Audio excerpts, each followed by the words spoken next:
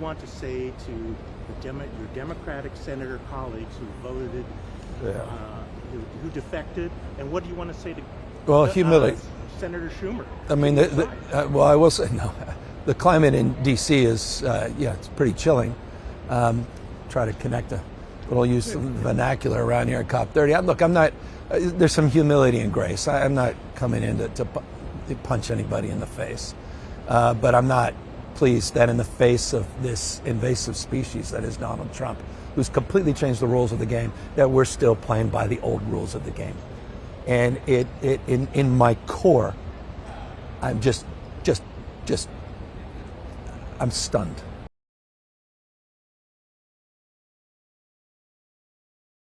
How hard was it for you to make that shift to mirror or mimic Trump in his tweets?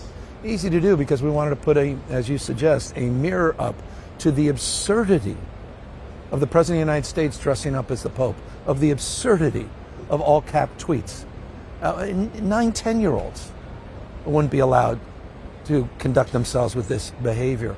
And the fact that it offended so many of those that sit there and the propaganda networks and others, it offended them, was precisely the reason we needed to do it, to call it out. It was becoming normalized.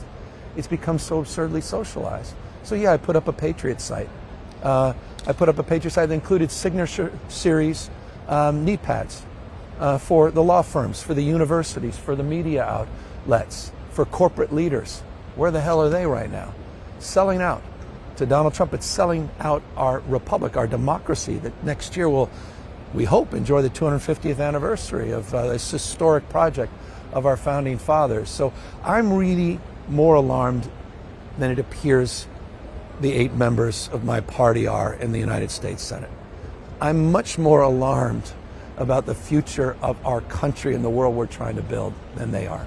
And that's why I'm here, not just identifying a problem, but iterating and trying to solve it. That's what my Prop 50 represented.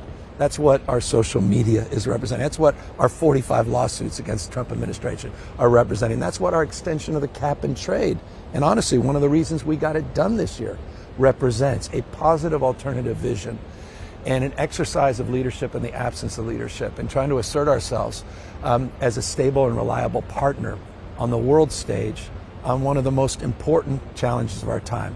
Simultaneous crisis, democracy back home, and climate crisis globally.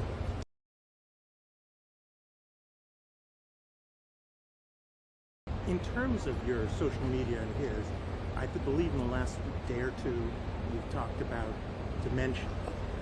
Are you suggesting a 25th Amendment situation? No, I'm not. And I'm not. Look, I just find the hyperbolic nature of Trump and those his acolytes about Sleepy Joe. And here's the President of the United States falling asleep at the Resolute desk.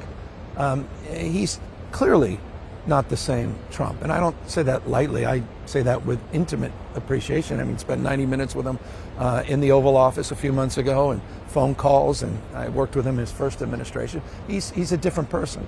And I think he's excused. I think we grade him on the curve in ways we didn't the prior president. So I am challenging, again, that notion, sort of a lazy punditry, an unwillingness to, I think, call balls and strikes, because we tend to excuse, it connects to the social media, we tend to excuse his behavior in remarkable ways where we would never excuse other behavior along those same lines.